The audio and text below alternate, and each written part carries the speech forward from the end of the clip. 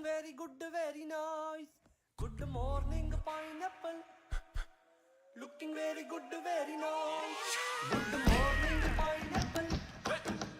Looking very good, very nice. Good morning, pineapple. Looking very good, very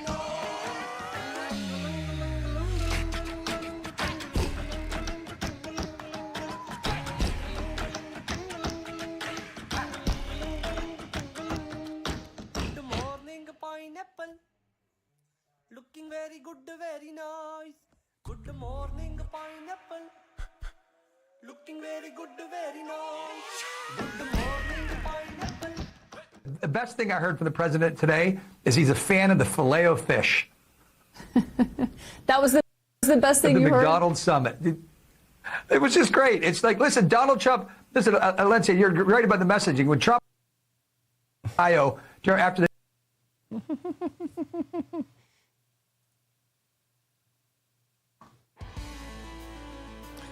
Well. Good morning, pineapples. Users report X is down, which is where we play all of our clips from. Parts of the internet were knocked offline on Tuesday, as you can see from that demonstration.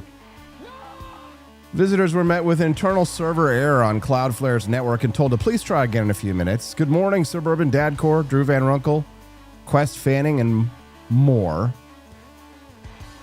This morning when I opened up my computer and I looked at the stream, we use a lot of like internet tools that are plugged in to the streaming software that I'm using, and they were all blown up. And I was like, oh my God, what happened to my show? Every day something explodes. A gremlin comes in here in the middle of the night, Elf on the Shelf, Mensch on the Bench. They come in and they tear wires out, turn off microphones, turn some other ones on.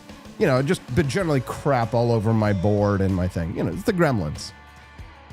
And this morning, when I came in, I was seeing Cloudflare error all over. I was like, the gremlins, those sons of bitches. They got me again. Look at that. I can't even play audio. Can't even play music this morning anymore. Okay, well, just do the Trump hand job dance instead of playing X clips. Or, there we go. There's music again. So stupid. What the hell? It's quite annoying. Hopefully we will get through it. Quest Fanning, he's trying to make me feel better, and he's gifting subs. What's up, brother? Appreciate you, buddy. Please update Spotify, says Matt Unruh. Too lazy. Nobody listens to the audio podcast anyway. They listen to the live show, and they should.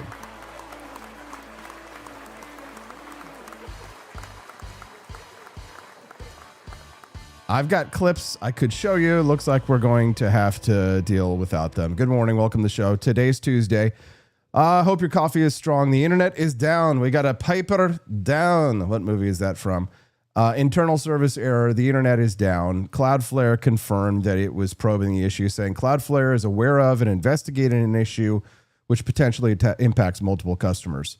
So Stephanie and I were trying to get things working this morning, and we were like, oh, God, looks like, the internet is down. A lot of websites are down. And Drew Van Runkle can correct me if I'm incorrect in my explaining of this.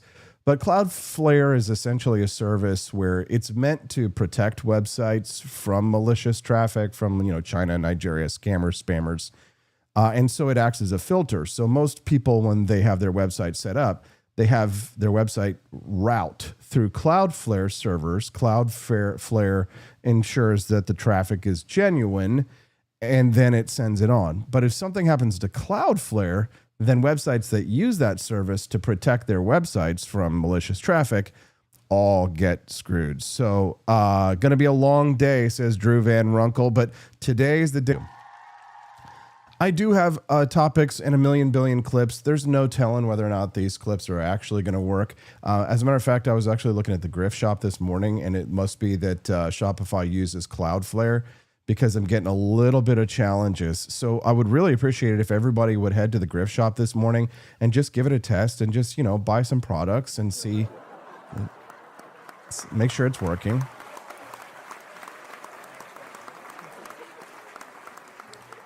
If you go to forlibertyshop.com, head on over there and check out some of our latest product drops. Stephanie made this really cool comeback with a warrant doormat. You can see up here, like the cart is gigantic. So there's a little bit of wonkiness happening, but we've got a new comeback with a warrant doormat in stock there. Yes. Head on over to forlibertyshop.com this morning. Give it a little test, see if it works. If we hit $100 raised in bonus content, that will unlock our mini documentary.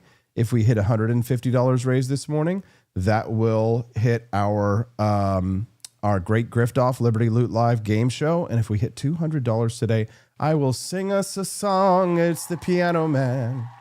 Sing us a song tonight. I will sing a Christmas carol for you today if we hit $200 raised on the show. So let's do it. Hit those like buttons, hit those follow buttons, and pray to God that the Wake Up America show stays strong and we get through this stream today.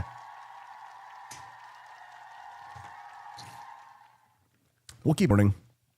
I Given a Shit says, I tried to buy 100 t-shirts, but no go. Funny.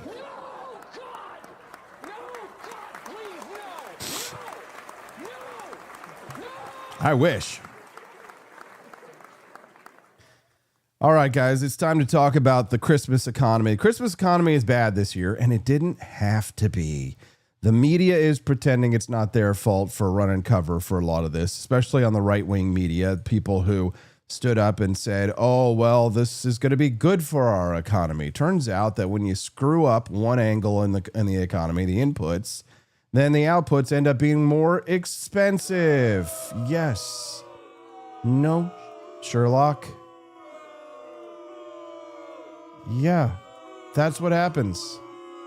What did you think was going to happen when we raised the prices by increasing the taxes on goods and services that are bought overseas? It's nice to see, though, that some of these tariffs are being lifted. Yes. Oh, my God, guys, I can't even pull up retry. Click. I keep clicking retry. And it's just screwing up over there. So no clip of on Fox News where they said, here's ways to save money during the holidays, which for most people they would listen to and say, oh, that's good. You know, it's one of those years where we really have to tighten our belts this year. And wow, I can watch. And if you're watching Fox News and you're seeing that clip, it's a psyop. It's a psyop. They don't want you to know how poor they made you by advocating for stupid economic policies. It's their fault. They ran cover for this shit. Excuse my French. Pardonnez-moi. Thank you, by the way, there, Drew Van Runkle, for gifting that sub. People always appreciate that. When you have the castle next to your name in the chat, you are elite status. And we're grateful for all of our financial supporters who help make the Wake Up America show possible. The emergency that required the tariffs is over, says Drew Van Runkle. Exactly, yes. Remember the Liberation Day tariffs, the giant tax on every imported good in America, the 10% baseline tariff slapped on everything, the reciprocal tariffs that hit beef, coffee, bananas, cocoa, you name it. Right? Remember when at Halloween, it was all fun and games at Halloween where people talk, oh, chocolate, the prices of chocolate are going to be up this year. Oh, no, it's our silly little holiday, right? But Halloween is a silly little holiday, but Christmas is not a silly little holiday. Christmas is an American staple. That little policy, those Liberation Day tariffs, that is why Big Mac went from $5.69 to over $6. That policy is why ground beef went from $5.67 to $6.32 if you buy the fatty one. And if you buy the 90-10 lean, it's 10 stinking bucks. All right, this policy is why your grocery cart felt like it was filled with gold bars instead of Christmas dinner. I think Brian Piotr said the other day, he went to Costco, he walked out of there, he spent $692. What is this? It is Costco, of course. And I see over there you're saying, Booty Sweat says, Massie's reaction to Trump was classy. He said he and his wife laughed it off, and it's more detrimental to Trump to act like this than it is for Massie standing. Brilliant. Didn't need the little dig at the end there, but I have to say, did I not call it? Did I not call it? I was getting the angry boos from all the libertarians yesterday. I put out my op-ed You know, it was my piece I wrote yesterday and shared with you on the Wake Up America show about how I thought Thomas Massie should try and handle this diplomatically and get himself into the president's good graces. Don't follow Marjorie Taylor Greene into Groyper and chemtrail land, please. Thomas Massie, you are not Marjorie Taylor Greene. Please do not conflate the two of these people. Do not take the chemtrail kookery quackeries and put them with my raw milk. God. Hey, man. You want to drink the poison milk? It's legal. Man, that'll get you killed in libertarian circles. Speaking of healthy food, the president stood at McDonald's summit yesterday and said, "You are lucky I won and prices are coming down." I mean, listen, I agree we are lucky we won, but I don't really appreciate the attitude here. The White House just rolled back more than 200 agricultural tariffs. Thank God. The Senate voted 52-48 to kill the Brazil tariff emergency. They're undoing the damage, but they're not performing magic here. It's pretty obvious. We need downward pressure on prices in this country, and lowering taxes is the way to do it. Very nice. He was listening to me yesterday, says I give him a shits. You don't know, he follows me on X. Every once in a while we tweeted each other, but he was mad at me because I didn't support Ron DeSantis. I remember that was one little thing we got back into a back and forth. But I advocated for diplomacy. I wanted to be heard before the statement that Thomas Massie made yesterday, thanking President Trump. Let it be known that right here on the Wake Up America show, that AP for Liberty called it first. You watch the legacy media to find out what's happening next year. You watch the Wake Up America show to find out what's going to happen in the news later that afternoon or tomorrow. That's why you watch the Wake Up America show, because not only are we actually reporting on news before it happens, we could see into the future here with my crystal ball, but we're actually affecting the news because it has been told to me, a little bird told me that it was my piece that Thomas Massie saw this morning that at first infuriated him, and then they decided to take my course of action anyway, but I don't get any credit for being right. All I got was booze. If you go look at my Instagram account where I posted that op-ed and I posted my tweet where I'm talking about what Thomas Massie should do, which he did, then you should see all the hateful comments. You sell out. And I mean, they're getting lots of comments on there. They're just throwing poop and they're throwing tomatoes at me. And you know why? It's because just like in 2016, when I ran for president, I said, Gary Johnson sucks. I was right. I was right. My crime, my only crime, ladies and gentlemen, AP for Liberty, if I committed any crime, it's that I am always just ahead of my time. I am truly a prophet is never accepted by his own people. I need to go to some strange land. You know what? Let's go to Japan, where Sanae Takeichi become first female prime minister of Japan. Yosha, Bobby. So I reached out to a Japanese influencer gal, and she is bilingual, and she is conservative, and she's been reporting on Sanae Takeichi, the new prime minister of Japan, and I kind of got excited about it because Japan is doing all these really interesting things, trying to get their economy going, but they're making life easier for creators, people like myself in Japan, to be able to make a living in Japan, like getting rid of regulatory barriers. It kind of makes me want to, I don't know, could we do the Wake Up America show from Japan? I'd have to do it at 10 o'clock at night. Do you know? If I wanted to do this show from Japan, I guess I could. We could probably do a 6-month stint. I'll bring Stephanie and Hazel. We'll rent out the house here. Does anybody want to rent our house for 6 months? Suburban Dad Core has it right. AP is the most correct libertarian. Yes, thank you. So we're affecting the news here, the news cycle. We're ahead of the curve. Everybody hates me because I'm right, and I'm right early. My problem is I'm right too early. And now everybody's going to be like talking about why the tariffs were so bad, and then we got to get rid of them, or they'll just they'll just shut up and they won't talk about the tariffs anymore. But remember, AP back in February was right. He was right before it was cool. Nobody likes you when you're right, though. They just want you to they want you to suck, and they want you to be an idiot on TV. I'll be the dark side Phil of libertarian streaming. How does that sound? That's a very online reference.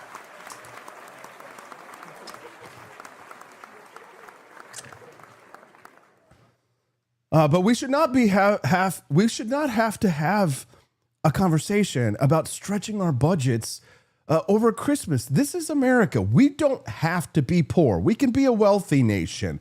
And the keys to the kingdom are right there within President Trump's grasp. The power, the ability, the Republican majority, slight, yes, not a 60 vote majority, but enough to say, hey, we can make some changes here to the tax code, to the regulatory code. And God knows Trump has been fantastic when it comes to cutting back regulations. They cut back a lot. Camelia's going to argue with me today. I can't wait.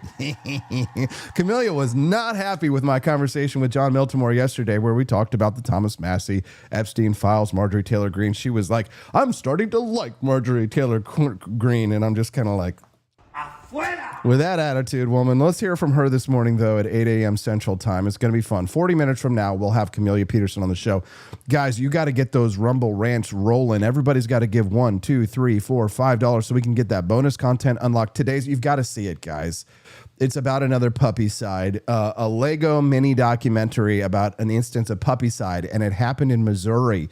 Right here in Missouri, a case of puppy side. A woman, it was a deaf and blind dog that got puppy sided by, well, you know, the usual suspects. Yeah. So don't you want to see our Lego mini documentary, guys, about the occurrence of puppy side? And it happened in Missouri in a Lego style. I think you do. So why don't you guys drop those Rumble rants or go shopping this morning, get them in early so we can get that stuff unlocked so you can watch that instead of commercials.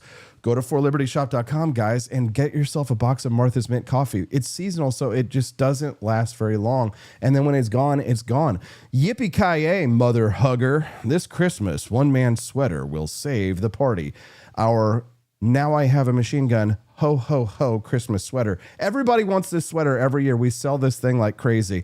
The Yippee-ki-yay Mother Hugger Christmas sweater, now available at forlibertyshop.com. For those with a little ho, ho, ho and a little mistletoe, baked AF sweaters, also very popular at the shop.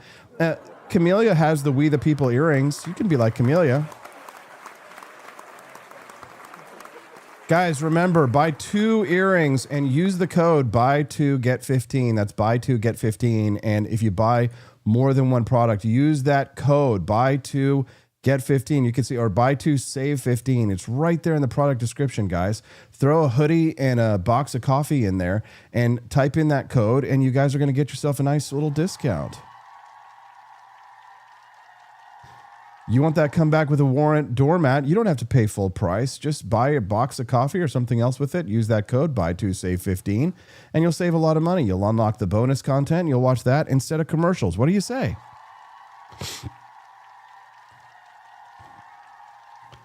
All right. So right after we talked about the tariffs this morning, we're going to move into the fight, tearing apart the right over the Epstein files. The president now says release them. Massie thanked him publicly after pushing the bill from the beginning. And Marjorie Taylor Greene is blasting everybody involved. She's just firing in all directions right now. She's doing what the kids call these days a crash out. She's crashing out. Your goal as a responsible adult is to not crash out on Twitter. And Twitter's goal is just not to crash, because it's... I'm looking at it right now, and I have all these clips. Let's see if we can play a clip. Let's try it. To teach, which was that every baby is, I don't know, let's not even put it on the birth certificate. That's what they wanted. Look at that. Look at that. What a mess. Womp womp. Sad trombone. So we're talking this morning, you know why Rumble is still up? Do you know why Rumble is fine? Because Rumble has built their own infrastructure. Rumble has got their own servers. Rumble is not on Amazon or Cloudflare, it appears, and that's why we're able to get fairly decent Rumble this morning. If everybody's app is working, I hope it's working. Marjorie Taylor Greene, anyway, she's crashing out over this. This is a knife fight happening inside the party. The House is ready to vote. The Senate's going to decide what America actually gets to see, and the big question is being ignored. What happens when you release names without evidence to a conspiracy-driven public that no longer processes information with any discipline. We're going to dig into that in the first hour. So then we're going to bring in Camellia Peterson. She's going to call me an elitist, arrogant son of a B, and she would be right. But just because she's right doesn't mean I'm wrong. She's going to talk to us about the economic split inside the GOP. All working in Alderney. Good to see it, Southcott. Nice to see you, brother. Grateful to have your friendship. And the danger of a movement, of course, that forgets its own market principles. And then at B2, the B2, why do I call it B2? It's the last segment of the show today at 8:30 a.m. Central Time. We're going to talk with Austin Padgett about the Massie, Marjorie Taylor Greene, Trump triangle. What pushed Trump to change his positions? Not just losing, FYI, when it comes to the vote in the House of Representatives. And we're going to talk about why Massie thanked him. Spoiler alert. Why Marjorie Taylor Greene is angry at everybody and crashing out. What is the Senate afraid of in the release of these files?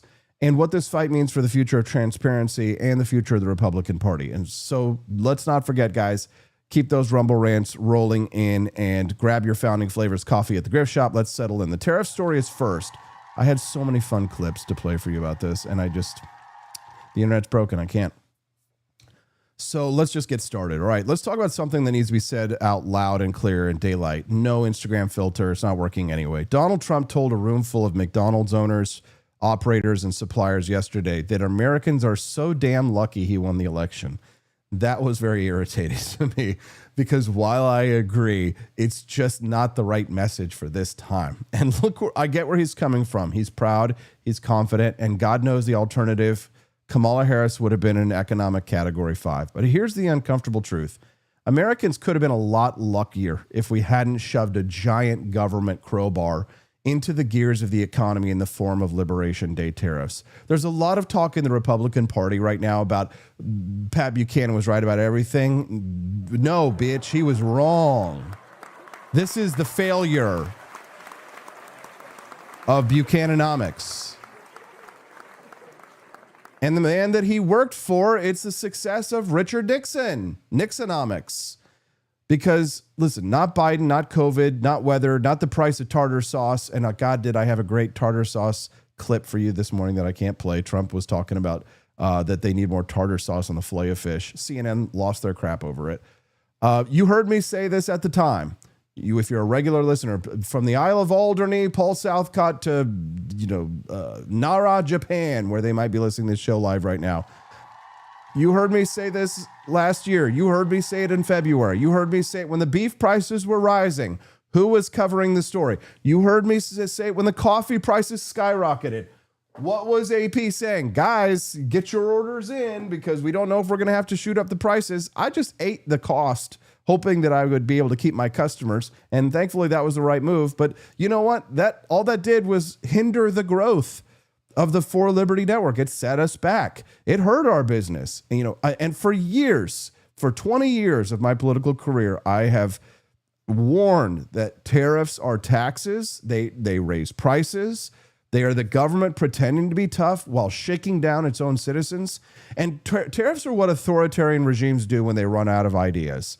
And what are we doing with Argentina and with Argentine beef? We're lowering tariffs. Why? Why would we do it? If the tariffs worked, why would we do this? It's because we know that when the government gets in bed with something, it's going to screw it, and then the prices of the prostitutes will go up. Or the prostitutes raise the prices. So here we are, full circle. Trump stands at the McDonald's Impact Summit telling everybody prices are coming down. We've handled inflation. You're lucky I won. But here's the story. The Big Mac Index, did you know this? This is the economist's favorite economic thermometer. Says that the price of a Big Mac is up. Ground beef, up. Coffee, up. Tropical fruit, up. And what did the administration just do last week? They eased tariffs on beef, coffee, tropical fruits to reduce prices, meaning that the tariffs caused the increase in the first place. You don't ease tariffs unless tariffs are a problem. And every small business owner listening to this show knows exactly what I'm talking about. You've lived it. You've seen your wholesale prices jump 10, 20% You've watched these shipping costs and the import duties pile up like sandbags around your bank account. I saw guys who were having to pick up. It was something like there was some insane tripling of prices that was going on in some places. Before the suppliers could pick up the supply, they had to pay the import duty, and it was triple. Businesses were lost. People went out of business. They were posting their sob stories on Twitter and on TikTok about what had happened to their businesses, because it turns out that in order to make knives in America, you had to import some Chinese steel so that you could afford to bring the price point down so that you could actually supply knives to Americans who need knives. Fairly important, right? This is economics. If you punish imports, imports get expensive. Imports get expensive, consumer prices go up. Prices go up, inflation sticks around like the world's worst house guest. It won't leave. It eats your food. It sleeps on your couch. It talks too loud. It ruins your weekend. It poops on your couch. But here's the part I really want you guys to hear. We don't have to live like this, FYI. The economy didn't need to do this. We didn't have to do this. This is an unforced error. Prices did not need to climb this high. Preach, says Andy, tariffs are worse than payroll taxes because they're wildly unpredictable now. Exactly. At least we know what we're going to pay with our payroll taxes, right, Andy?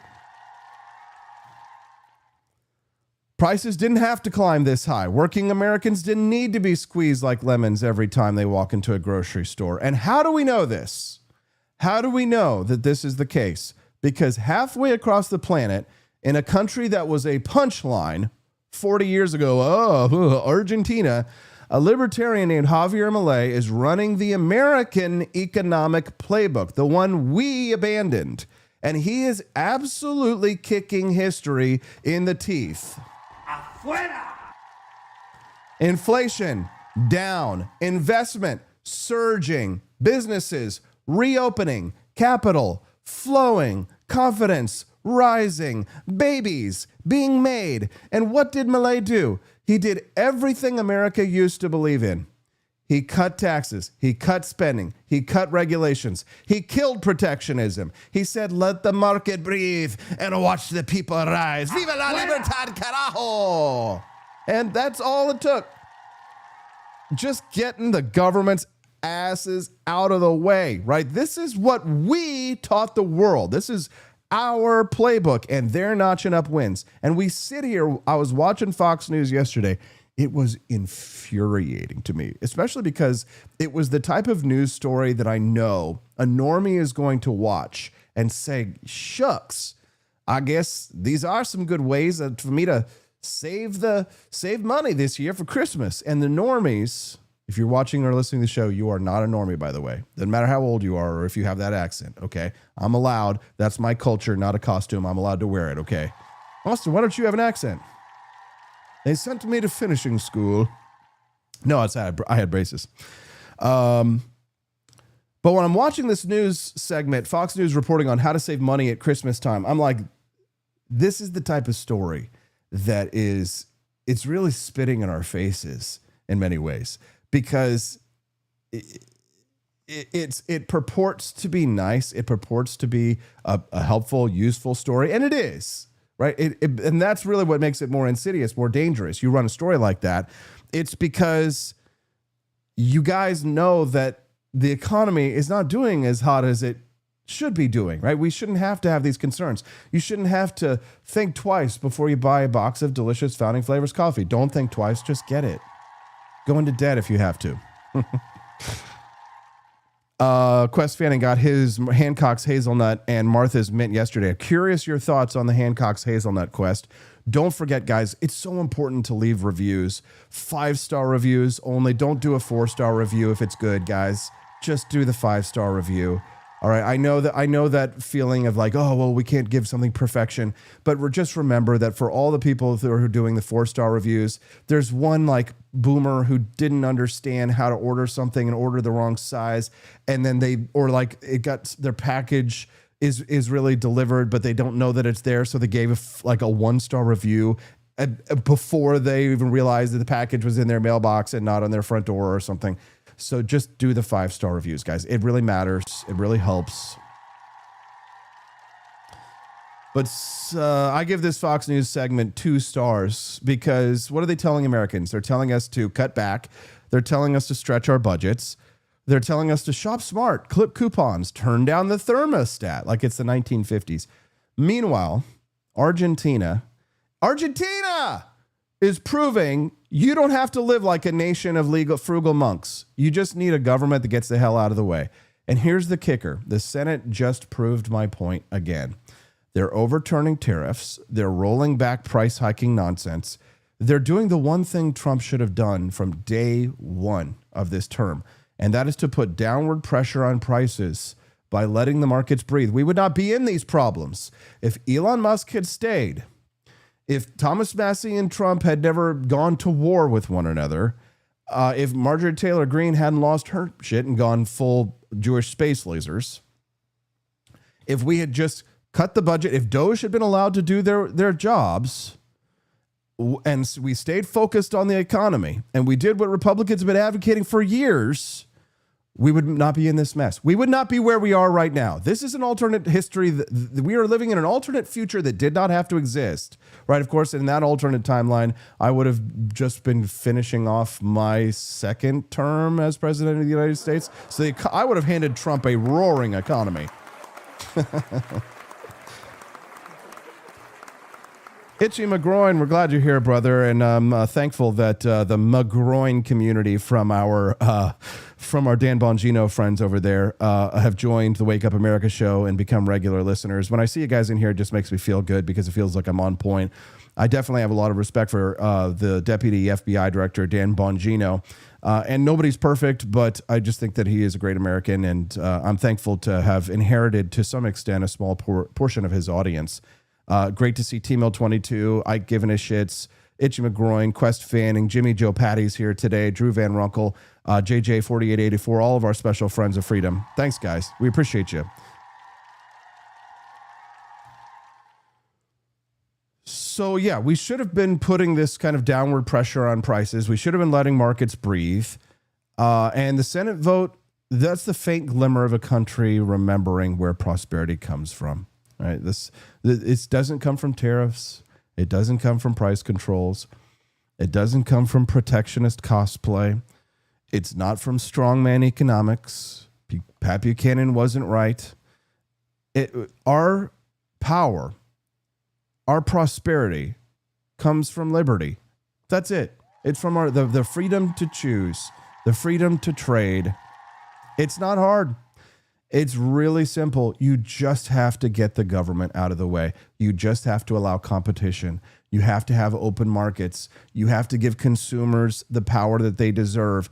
Don't give bureaucrats the power to treat us like pawns in their games. They're juggling all of these trade wars around the world like it's circus knives, and not a single one of them knows how to juggle. So when Trump says, "You're lucky I won," here's the truth. It is a slap in our face. It is a slap in the face, especially at a difficult time. And I think that the president needs to get his messaging back on track. It's not a good idea, especially after the last election that we had, to tell people to their faces the economy is great. The people who are saying that own lots and lots of stocks. Has the stock market taken a little bit of a dip in the last few days? Sure. But if most of your assets, imagine if your revenue, guys, can you imagine how nice it would be? Imagine if you had like maybe $3 million in the stock market, to be that rich, to have a few $1,000,000 just in the stock market, and you live off dividends. And every quarter you just get a nice big check, and you just live off of those dividends. And that's what you do. You just live off the dividends. You have the $3 million sitting in there accruing, certain percentage of revenue comes in, 5, maybe you're making 3 to 5, maybe up as high as 7. Sometimes there'll be double-digit returns on some of these funds that will come out. And then all you got to do is collect your quarterly check. You might choose to work too if you have to, but you wouldn't have to. And when the people who get to live those kinds of lives, those kinds of privileged lives, guys, we're going to talk about privilege here. If you say things like, the economy is fine and everything's doing fine. Meanwhile, Fox News is telling us how to save money in our budgets. I'm sorry, it's out of touch. I don't think it's the right message. but I wonder if you agree or disagree. I could support President Trump and disagree with him and do so diplomatically. Yeah, so if you're living on paper, then you're probably doing well, because the stock market, of course, always wins, at least for themselves, until it doesn't. Ike Giving a Shit says, bring back freedom. We won. Exactly. Thank you. Suburban Dad Corps, free markets for all. Appreciate that, guys. Thank you very much. So conservatism, libertarianism, economics, right? This is our American tradition. Right? What we have been doing is more like Venezuela. Right? We cannot save our country if we copy the economics of the regimes that we claim to oppose. We want to bomb Venezuela, but import their economic system. It makes no sense. If you want lower prices, you lower barriers. If you want cheaper food, you lower tariffs. People, I remember I was having this conversation. I can't believe how stupid people can be. And I was talking about the prices of groceries impacted by tariffs. People are like, well, what kind of food are you buying that's not here in the United States? Avocados, you idiot. You know how healthy those things are? Have you seen how much they cost when you get them from California?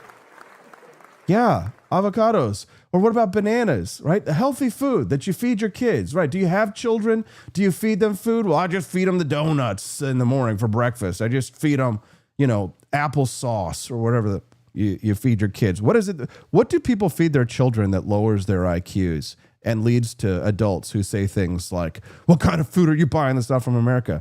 I don't know. Lots of different foods. I buy all kinds of foods that are not from the United States. I have tastes. I eat more than cheeseburger and French fries for every meal. Yeah. What's wrong with that? I like a little curry now and then.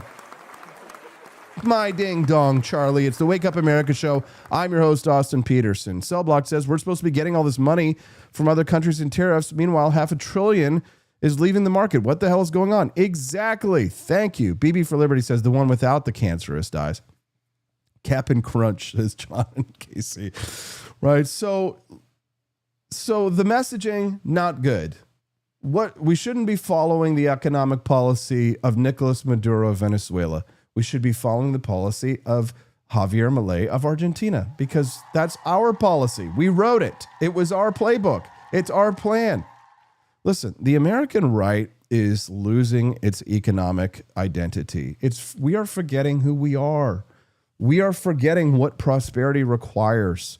It's drifting. We're drifting into memes and brainworms and 6-second videos and performative edginess and Heil Hitler, Sieg Heil, like defending Hitlerism ironically and unironically, instead of defending the ideas that made America the wealthiest nation on earth.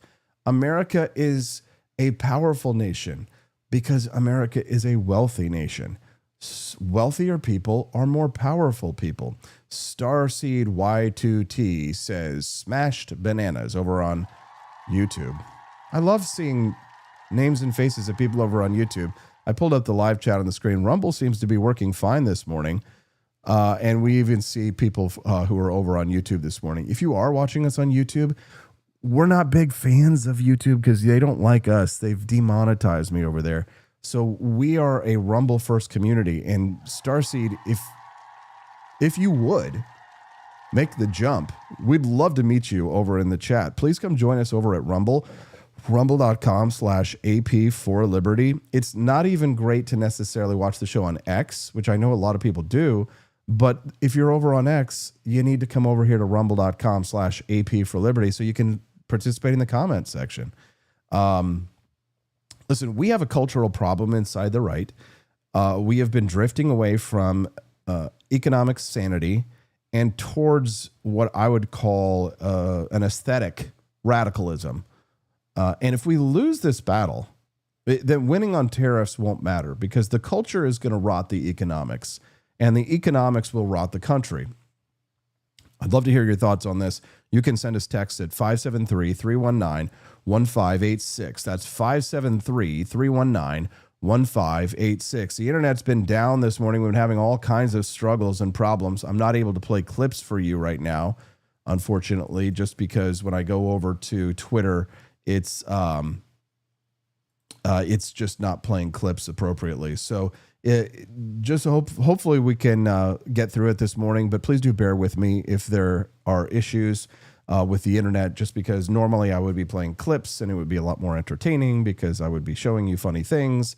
But as you can see here, it's not really working that great. Remember when they found the damning video of AOC dancing and drinking with her friends on the roof at college? Or like, and this is a congressperson, and she looks so happy and beautiful and cool, and you're like, oh, they think this is ending her career because they never did this. Yeah, but they were never that comfortable to do this. Yeah.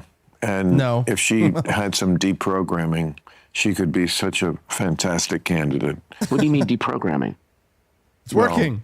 She just doesn't, she's never going to resonate with people outside of the bubble that she lives in the very, very far left. Yeah. Well, That's exactly. The New York Times, of all people, the people I've been like squabbling with for the last 7, 8, 10 years, whatever, when I was all about, Democrats have gone too far left, they just put out a huge editorial basically saying exactly what I've been saying. what, that she's too far left? Yes, and that the only way the Democrats will ever win again, not that the Republicans are probably going to give it back, is to be more moderate. But we don't have to argue about her. I mean, she has... If people think she's too far left, then that shows another way this country's broken right now. Well, I don't think it's necessarily broken in that way, but it just shows how the country is not there. Yeah, no crap. Well, there we go. There's some clips. All right. Yeah, but at least... Oh, gosh. And then, of course, this is just not working right now. Why does it have to be so stinking annoying? Why does everything have to be so stinking annoying? Roar! Hold on. How are we doing on the bonus content? Please forgive me, guys. I try and be a 100% stream of fun and frivolity, but every once in a while we just got to reset crap. Okay, here we go. I'm going to do a quick little commercial transition, guys, when we get back on the Wake Up America show. Hopefully things are working. I just clicked the outro music button on the Stream Deck, and as you can hear or not hear, nothing is playing. So we'll be right back. I'm going to do a little troubleshoot. Hopefully we can fix it. It's the Wake Up America show on the 4 Liberty Network. Picture this. It's 1776. Thomas Jefferson is hunched over his desk at Monticello, ink-stained fingers, writing the most radical document in human history. Do you really think he was sipping Starbucks? No. He was drinking something bold, something black, something brewed strong enough to fuel a revolution. That's the spirit behind Founding Flavors, our signature line of liberty-fueled coffee. No soy froth, no climate guilt, no corporate slogans. Just real coffee, inspired by the men who wrote freedom into existence. Every cup is a quiet protest. Against mediocrity, against tyranny, against bad coffee. So this morning, skip the globalist brew. Grab something worthy of a free man's sunrise. Founding Flavors. Now brewing at 4libertyshop.com. Just, I guess, a question that's out there.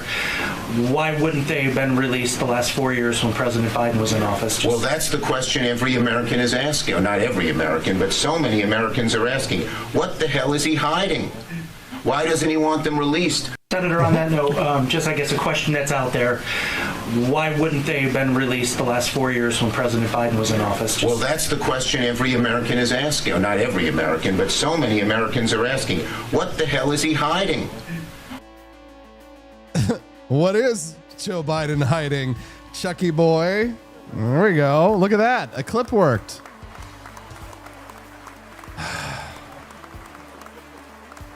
Life is pain. Here's what's happening. The bill known as the Epstein Files Transparency Act, H.R. 4405, is about to hit a critical moment. In the House, a discharge petition succeeded, meaning that the vote is coming. And once the House acts, the ball lands in the Senate's lap. One key senator, Jackie Rosen, has already pressed Senate Majority Leader John Thune to schedule a floor vote as soon as next week. If this passes, the public will demand and likely release of every unclassified record that the Department of Justice holds relating to Jeffrey Epstein, including flight logs, guest lists, communications, and individuals named or referenced, including government officials. So what started as a House vote becomes a full-blown constitutional and cultural test in the Senate. And in fact, the Senate already attempted a similar move, an amendment in the annual defense bill to force release, and Republicans narrowly blocked it, 51-49. Now, ladies and gentlemen, this is not just another staffer scandal. This is the Senate staring in the mirror and asking, are we ready to release truth into a public square that may devour it? Now, my take on this is going to be quite complex, but please understand that I've been advocating for the release of the Epstein files for years and years and years. Now that it's here, there are some important asterisks and some important caveats to consider before these files potentially go public, and it's still not guaranteed yet. The bill was introduced on July 15th. Its language would require the DOJ to publish in searchable and downloadable format all unclassified records, documents, communications, investigative materials that relate to the investigation and prosecution of Epstein. That includes materials related to his associate, Ghislaine Maxwell, flight logs, travel records, and individuals named or referenced. There are permitted exceptions. The bill allows the DOJ to withhold victim personal identifying info and things that jeopardize an active federal investigation. That's important. If you want to go after some of these pervos, then you got to be able to protect evidence until it's time so that they can try and catch some of these bad guys. And the Senate companion bill, S2557, it's stuck in committee. No vote is scheduled yet. The Senate is holding back even though the House is poised. The public pressure has been insane. According to a poll cited via Wikipedia, 90% of Americans wanted at least some of the files released. 77% wanted all of them. So you have mass public demand, legislative action, and institutional caution. So here's the dynamic that Republicans face right now. If you oppose the bill, you look like a cover-up party. If you pass it recklessly, you invite chaos. So if you delay, you risk being outflanked by Democrats and independents. So let's bring in the real world empirical mash into this. This was the hearing that the FBI director, Kash Patel, held before Congress on this. In September, he sat before the Senate Judiciary Committee, and he testified that there was no credible information that Epstein trafficked underage girls to anyone besides himself. He said, there is no credible information, none, Patel said, when he was asked whether Epstein trafficked victims to others. And that is a seismic statement for the people who are demanding names. Because what this says, what the lead investigative agency is telling you, is we have lots of files, yes, but in many cases, no actionable evidence. So let's be clear, that doesn't mean that wrongdoing didn't happen. It just means that the evidentiary threshold for naming someone publicly with context, documentation, a prosecutable case, it's missing in many files. Republican Representative Thomas Massie, he acknowledged this exact tension. He said there are names, but he admitted we don't have the dots connected. So the context, the proof, the prosecutor's cases, all of that, the dots aren't connecting. So I don't want people getting their hopes up. What I'm trying to tell you is that you have to manage your expectations, people. We've been pushing for this for years, and there's accusations of a cover-up. Somebody yesterday called me a pedophile because I urged caution on this stuff and we're going to talk about it in just a moment, because some people's lives might be destroyed who are innocent. And we've seen how the public treats people online. We're going to get into that in just a minute. Everybody says you're a pedophile excuser. And it's, of course, that is the hallmark of a simple mind, is that you simply cannot entertain an idea without nearly accepting it. The stupid people in our society are the ones who, in their pig-headedness, they cannot consider a thought without saying, I accept this thought fully. Most people feel like they have to jump from one belief to another, and they can't just flow between two. Consider two potentially opposing premises. And if they truly contradict one another, well, then one must be discarded because logic cannot contradict logic.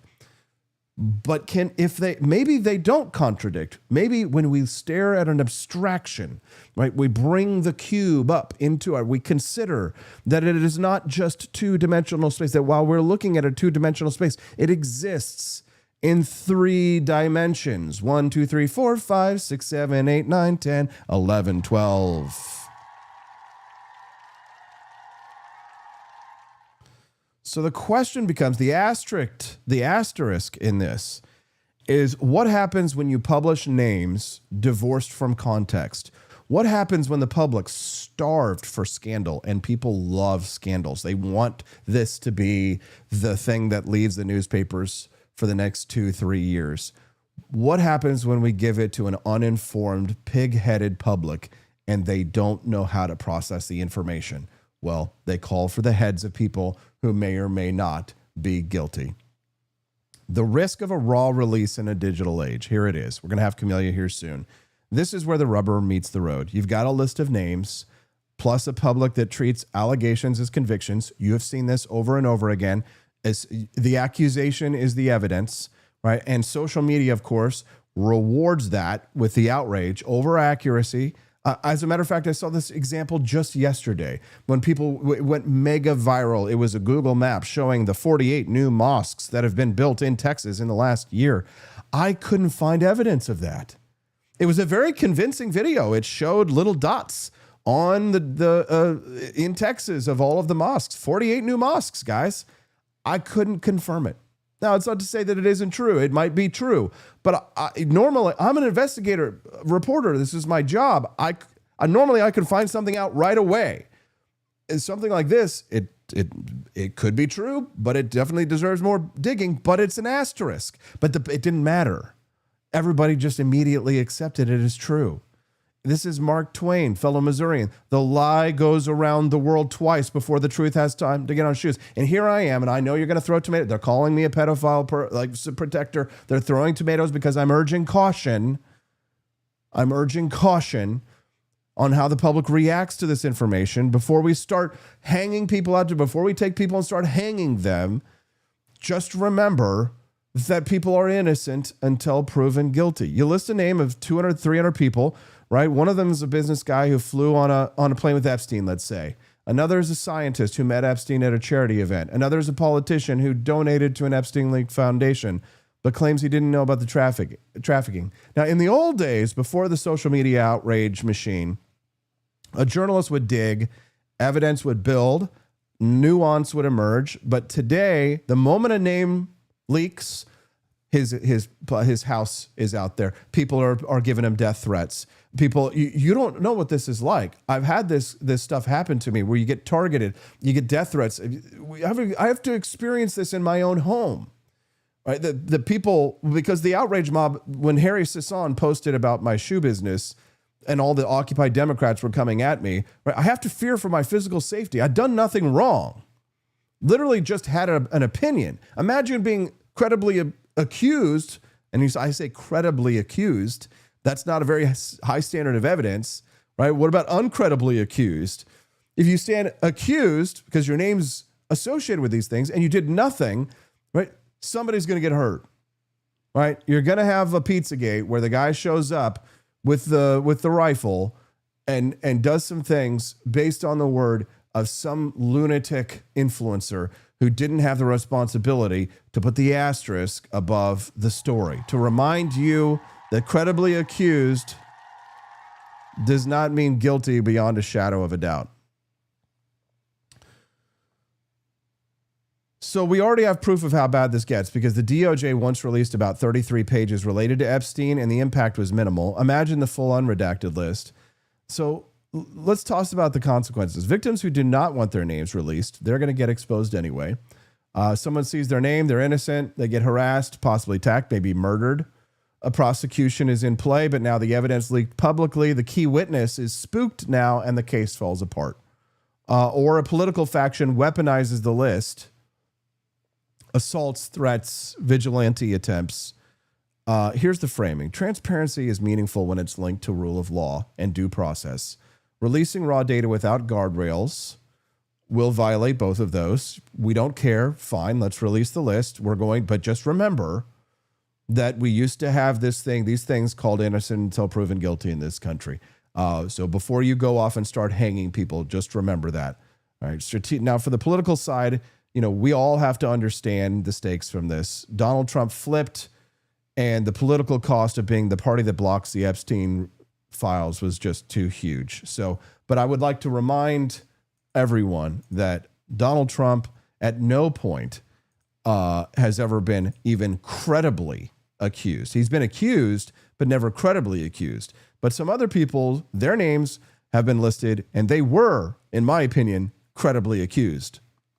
You raised the question of Jeffrey Epstein in your remarks about in the Q&A. Well, I think he's got a problem. I mean, what do you think the problem will be? I don't know, but that island was really a cesspool. There's no question about it. Just ask Prince Andrew. He'll tell you about it. The island was an absolute cesspool. So, the Clintons are friends and he's of been yours, there right? for many times. The Clintons are friends. Well, I can't say friends, but I know You're friendly. You know them.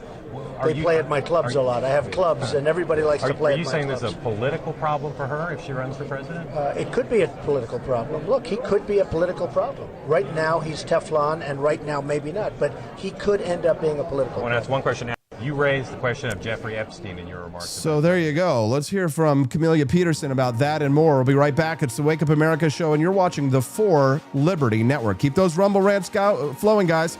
Go to the Grift Shop at forlibertyshop.com. Buy some coffee or a nice warm hoodie. Help to unlock that bonus content. We'll be right back.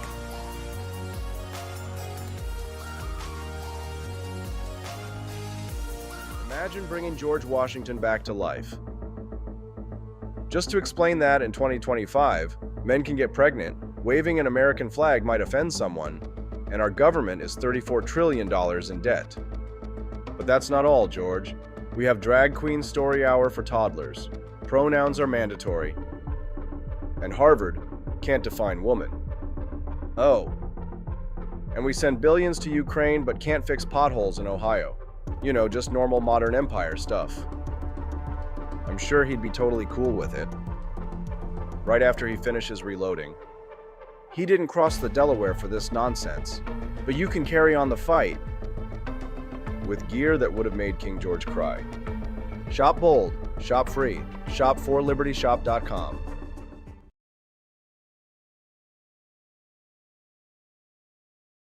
Picture this. It's 1776. Thomas Jefferson is hunched over his desk at Monticello, ink-stained fingers, writing the most radical document in human history. Do you really think he was sipping Starbucks? No. He was drinking something bold, something black, something brewed strong enough to fuel a revolution. That's the spirit behind Founding Flavors, our signature line of liberty-fueled coffee. No soy froth, no climate guilt, no corporate slogans. Just real coffee, inspired by the men who wrote freedom into existence. Every cup is a quiet protest. Against mediocrity, against tyranny, against bad coffee. So this morning, skip the globalist brew. Grab something worthy of a free man's sunrise. Founding Flavors. Now brewing at forlibertyshop.com.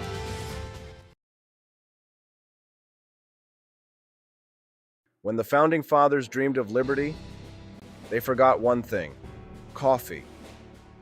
Introducing Founding Flavors Coffee, the brew that built America, is fueling a new revolution, one kitchen at a time. Small batch roasted, Patriot approved, and disappearing faster than a redcoat at Yorktown. Don't get left behind, soldier. Real patriots are starting their mornings with Founding Flavors. And trust us, freedom tastes better with a fresh cup in your hand. Stop drinking those tyrant brews who take your money and don't support your values. Stocks are limited, demand is booming, and your morning deserves a taste of liberty. Order now at forlibertyshop.com before the next shipment gets signed, sealed, and sold out. Founding Flavors Coffee, the official brew of morning rebellions everywhere.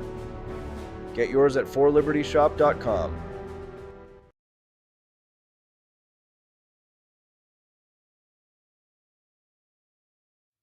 the Constitution. I think the reason that he didn't want this out is because, first of all, he's all over the files. He's all over these emails. But no criminal wrongdoing. Doesn't matter that it's not criminal wrongdoing. It's embarrassing. It's mortifying. Do you think Donald Trump wants to hear Epstein, his close friend of many years before they had that breakup, talk about him being insane and having dementia and talk about his financial malfeasance? Remember, that is the thing that most gets to Trump when people say that he was doing financial shenanigans. And it's also, listen, it is Trump's circles. Circles in New York and circles in Palm Beach. There are a lot of rich, powerful men who are maintaining a relationship. I don't know if implicated, because, I mean, they were having all sorts of, but I'll tell you what they are implicated in. They are implicated in rehabbing Epstein's image after he had served jail. They are implicated in accepting him back in polite society after they knew that he was a registered. Good morning, Pineapples. Looking very good and very nice. I'm Austin Peterson. You're watching and listening to the Wake Up America show on the 4 Liberty Network. All right, today we're going to talk about the Senate tariff rebellion. We're going to talk about the Malay model, the bizarre drift inside the American right, and the fight between Marjorie Taylor Greene, Thomas Massie, and the President of the United States, and the release of the Epstein file. Joining us now to discuss, Camellia Peterson, who has some, well, I think she's got some harsh words for me after that interview that she watched yesterday. Hopefully... nice to see you, Camellia. Welcome to the show. In theory, they can hear us and see us. I don't know if that's the case, though, because it looks like we're getting some kind of internet struggles this morning. You were having some challenges. I think we've been seeing some challenges. So if things start to look a little weird or a little wonky, it's not our fault, probably. But let's just continue on as if the show is still live and have our conversation. What do you say, Camellia? We're recording it on Zoom anyway. Yeah, I can hear you. You're frozen for me on video, but that's all right. I can still hear you.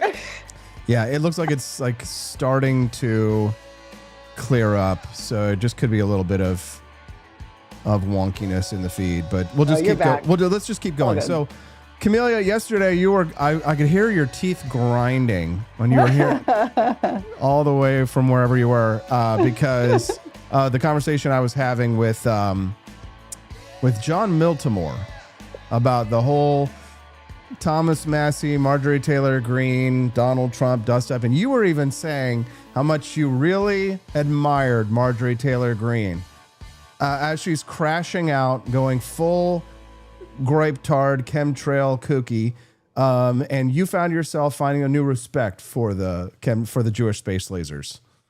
Yeah, so I mean, I've never been an MTG fan. That's always been pretty clear for everybody who knows me. But I will say, though, that in the midst of like some of her craziness too, like she also just has consistently all along had the vast majority of the right principles. And, when she actually takes time to speak seriously, it's well thought out and makes sense and is, moored in good principle. So I just, this thing where she's been pushing back on the Epstein thing, I wouldn't expect anything less of her, just like I wouldn't expect anything less of Thomas Massie. So when it came to that, like, she's not the one that changed. So it's Trump is the one who changed, because otherwise, I don't think anybody can say that Marjorie Taylor Greene has there anybody that's been more in the tank, drink the Kool-Aid for Donald Trump than Marjorie Taylor Greene, except for maybe Will Chamberlain? But I'm just saying, like, it's really weird to see. And one of the, I don't know why, who knows why a person decides to do some introspection and decide that maybe their approach was wrong. But when she said the other day that she apologized for her part in contributing to the really divisive, toxic political atmosphere that we've had. And you believed her, and you believed her with utmost, that she was operating with utmost sincerity. I mean, when all the chips were down. Maybe not. Yeah.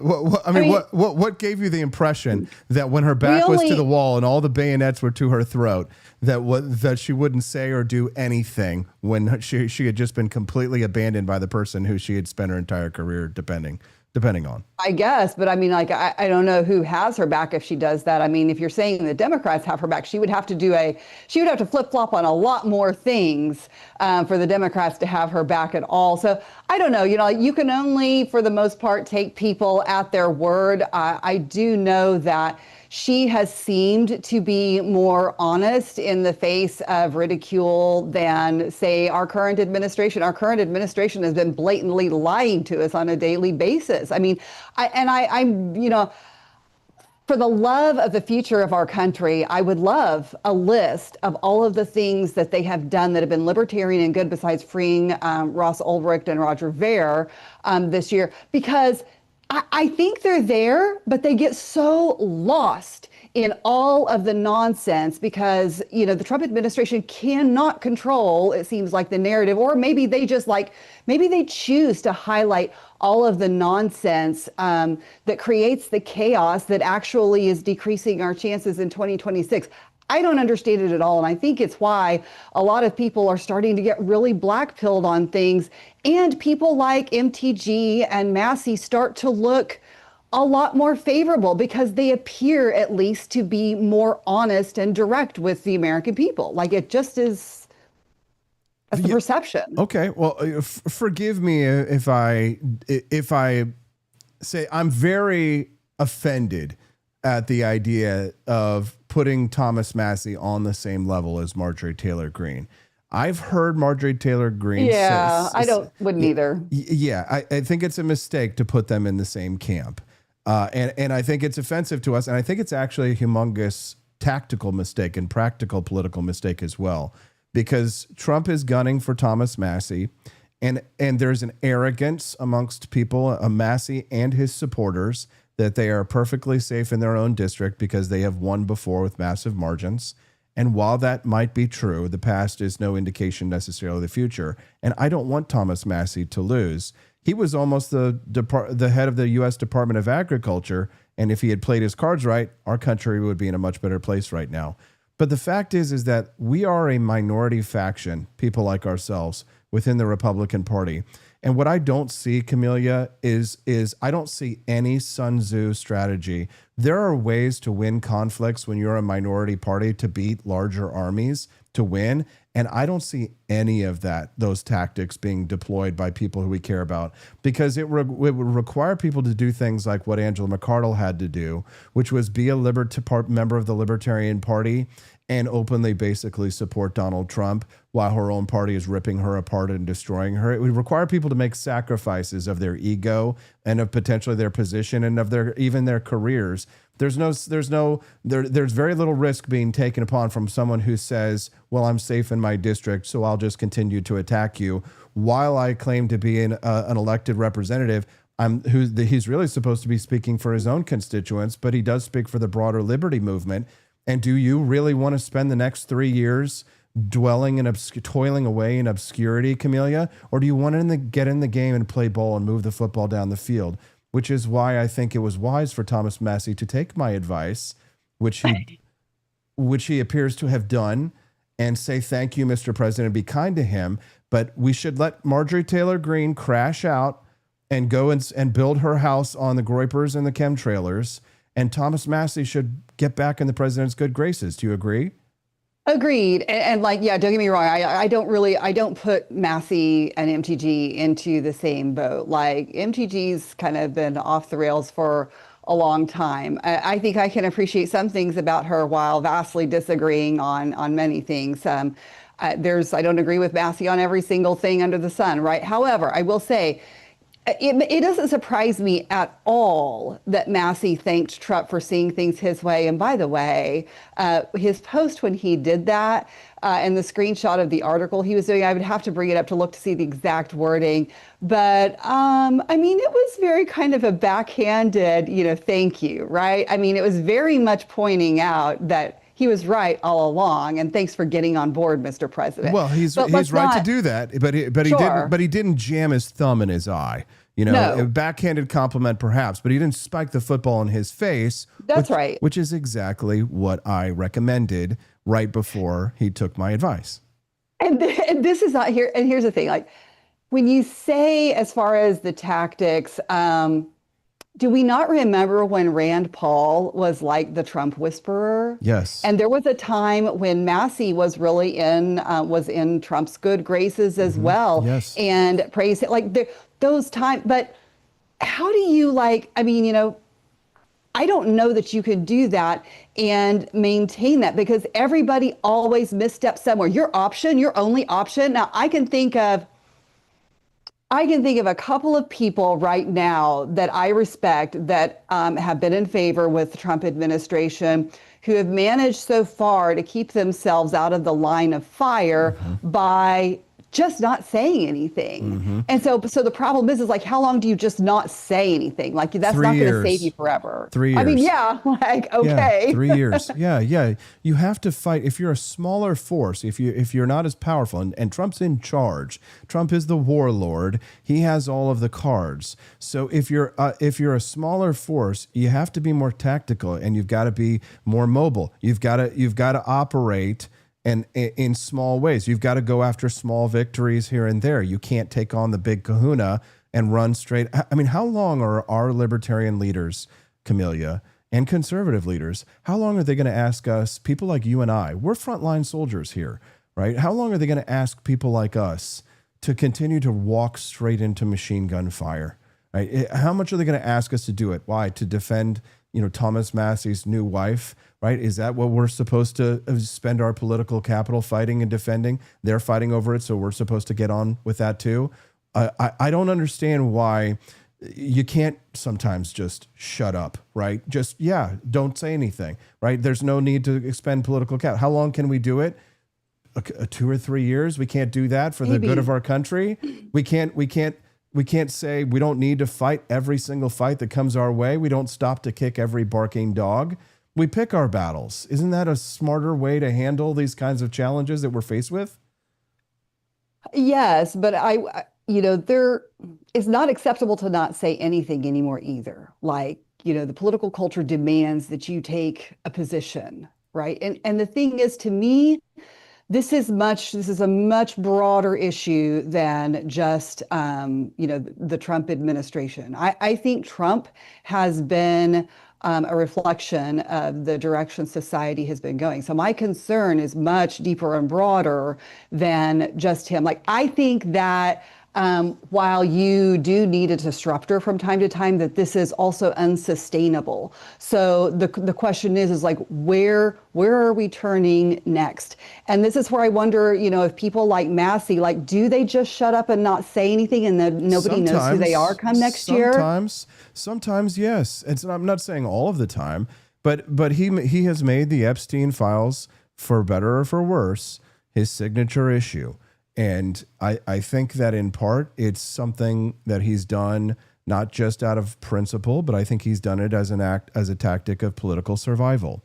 Agreed. And I think that the questions surrounding AIPAC, et cetera, I think that he's made a really strong play for a group of people in the Republican Party that you and I openly detest and frequently discuss. And if those are going to be his allies and friends, they hate libertarians, Camellia. They hate us. They'll consume Thomas Massie at the end of the day. They'll consume him. We can't let them have him. Right? I know that he's got to fight back against AIPAC and these Jewish committees that are trying to take him down because they don't like his views on foreign policy in Israel. But he's traded Trump. He's traded being friends with Trump with being an island and having people who are his main supporters, the biggest group online, these groypers, who hate libertarianism. And they frequently talk about, you guys don't get any illusions about Thomas Massie. He's for open borders. He's for all of these other things.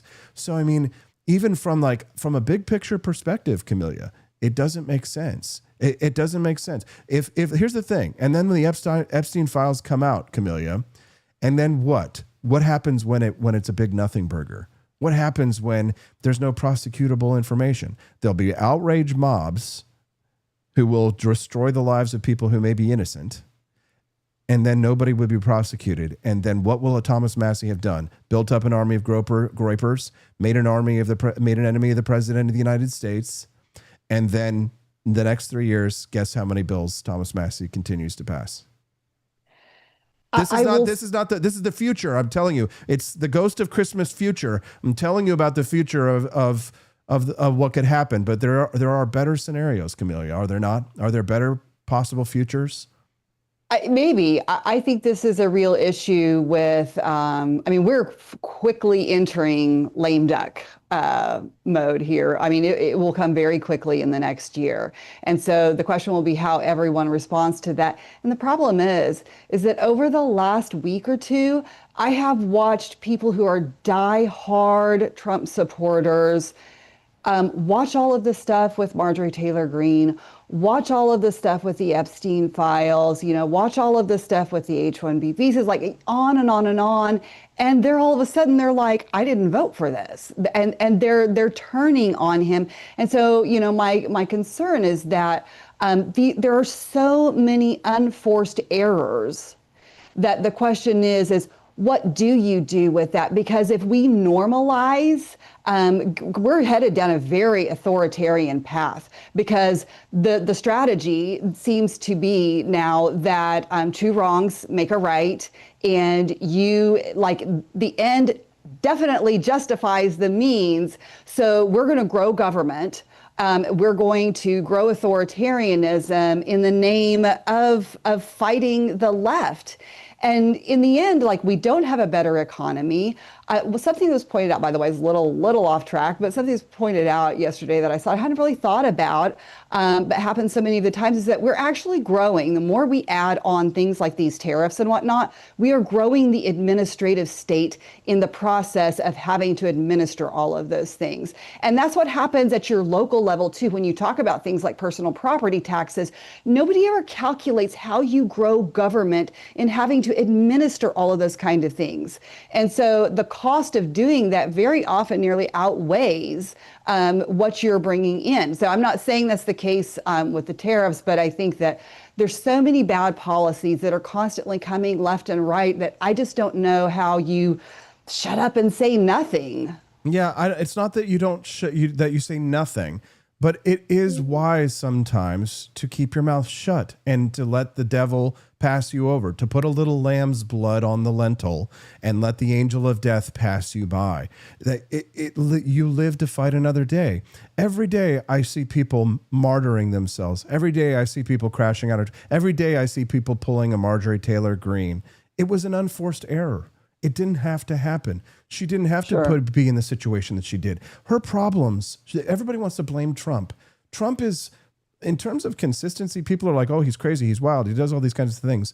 But if you that's only if you just listen to what he says. But if you watch what he does, he pretty much has patterns that you can follow. You can pretty much guess what the president's going to do to a certain extent on some things. It's not rocket science. It's if you allow yourself to be distracted by the noise and the fluff, or clips like these where he calls a reporter a name. Here's the clip.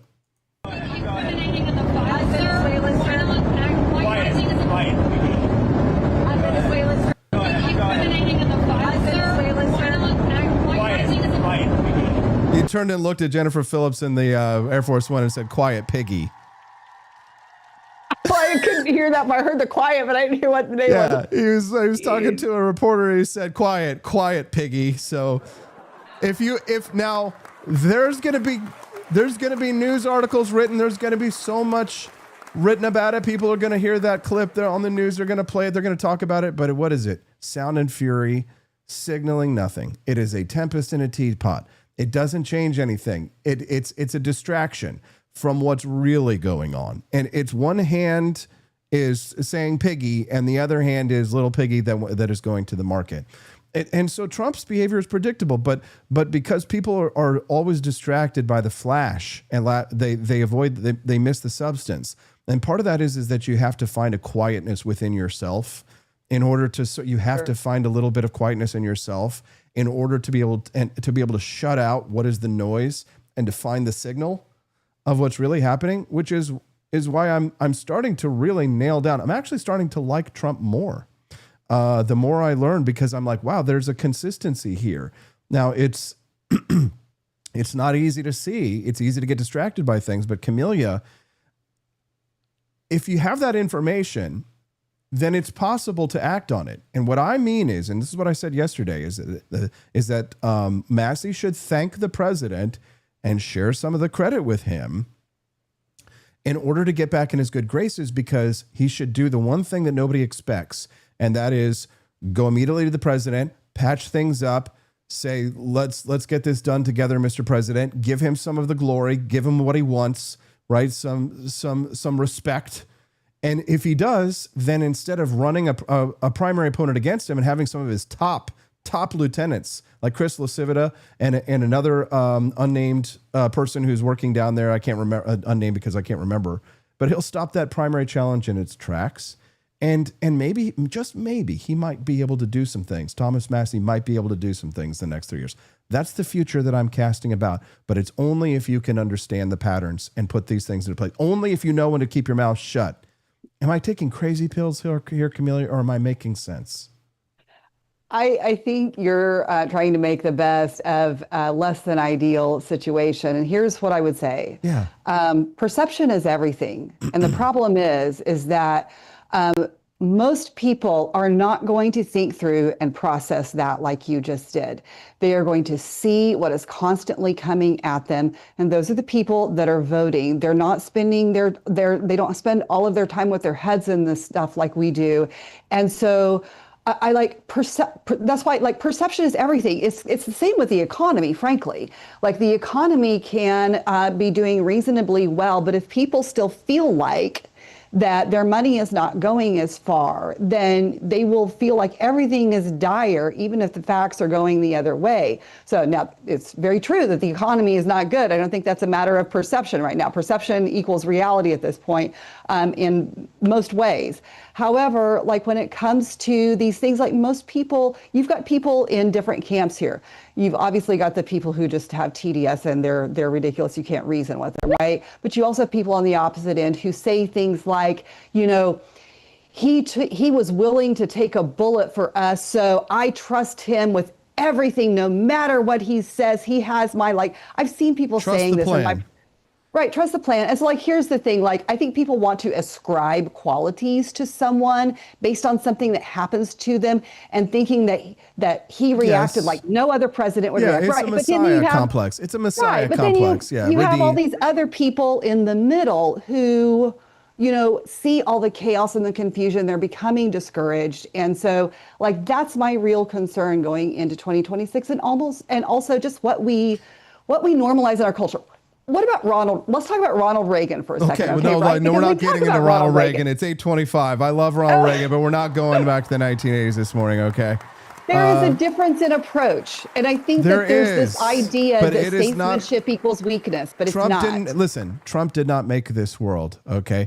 Trump is a reaction to the world as it was. Yeah. From 2010 to 2020, this country was like living in a camp where you could not say, you said one wrong thing, your life was destroyed. You said one conservative thing that at a city council meeting, and you were done. You were never going to have a chance to speak. And the rebellion, the pendulum swang the other way, and it swang very hard. And yes, you know, everything in moderation, including moderation. I've got to let you go because I got to go talk to Austin Padgett about this, but I think it's what's really important and what you need to look for, Camellia, and remember, is that Thomas Massie staked his career on these Epstein files. Yeah. So for his sake, there better be something in him, but I hope there's nothing in him, because I wouldn't wish for something bad. I don't want, you know, obviously I would prefer, it'd be better that Epstein was the only person who did any of this kind of stuff, because why would I want more, you know, pedos running around? But when I watch Chris Hansen and the Dateline, you know, To Catch a Predator stuff, I know there's a lot of them out there. I got to go, Camellia. Such a good conversation. Let's please continue it, and just use caution and use asterisks and innocent until proven guilty as we find these things out in the coming weeks. Have a good day.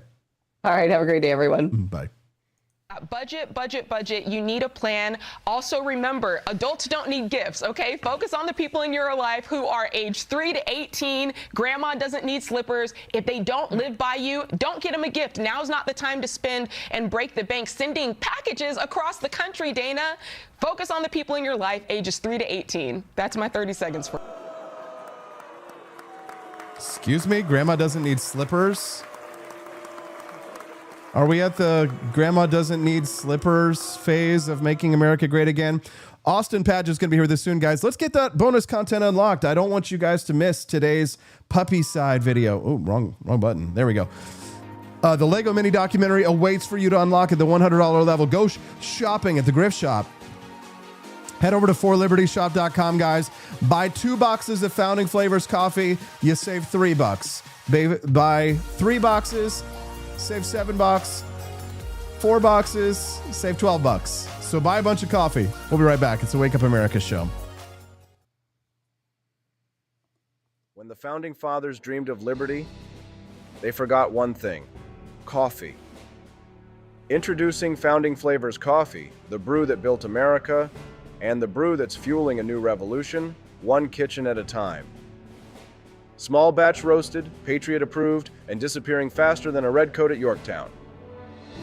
Don't get left behind, soldier. Real patriots are starting their mornings with Founding Flavors. And trust us, freedom tastes better with a fresh cup in your hand. Stop drinking those tyrant brews who take your money and don't support your values. Stocks are limited, demand is booming, and your morning deserves a taste of liberty. Order now at forlibertyshop.com before the next shipment gets signed, sealed, and sold out. Founding Flavors Coffee, the official brew of morning rebellions everywhere. Get yours at forlibertyshop.com.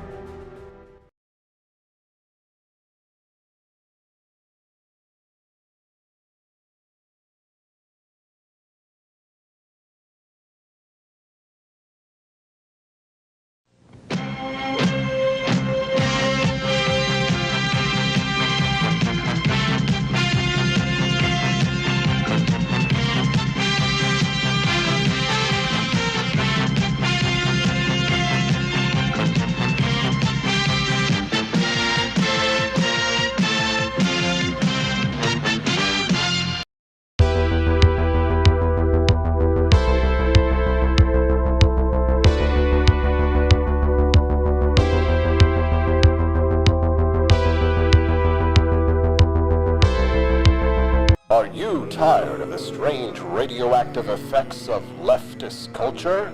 Do you ever wonder what happened to good old-fashioned American values? Well, fear no more, because there's a new force fighting back against the cultural rot of today.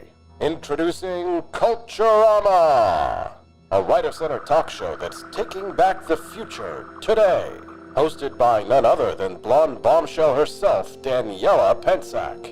She's not just talking, she's taking culture back. With sharp takes, brilliant guests, and a few surprises along the way. Tune in to the live video podcast twice a week, because the future doesn't have to be weird. It can be Culturama. If there wasn't going to be somebody who was a fiery champion of liberty, somebody who would get out there and who would be aggressive, and if they wouldn't do it with more fire or passion than I had, then I would go and I would fight this battle for us. I've fought for the principles that we all share. Parties tend to be secondary to me. We're here because we believe in the principles of liberty. I am not a perfect messenger, but I think I'm a damn good one. This is a replica of our first president's flintlock pistol. You have my full support, my respect, and my gun.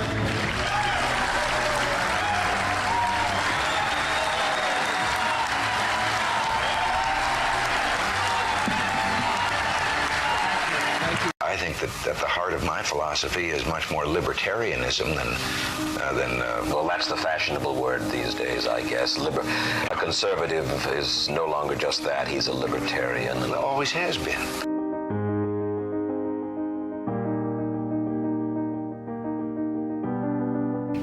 Yet any time you and I question the schemes of the do-gooders, we're denounced as being against their humanitarian goals. They say we're always against things, we're never for anything.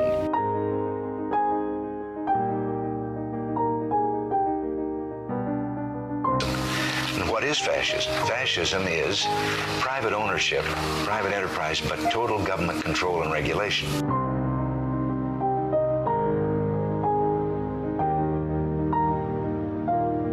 Well, the trouble with our liberal friends is not that they're ignorant. It's just that they know so much that isn't so.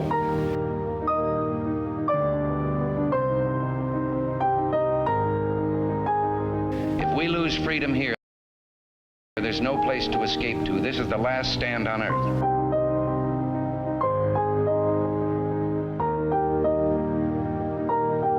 This is the issue of this election.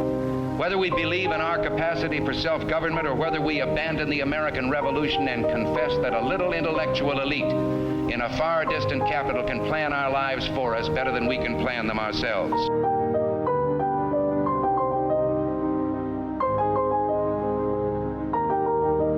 The conservative, so-called, is the one that says less government, get off my back, get out of my pocket, and let me have more control of my own destiny.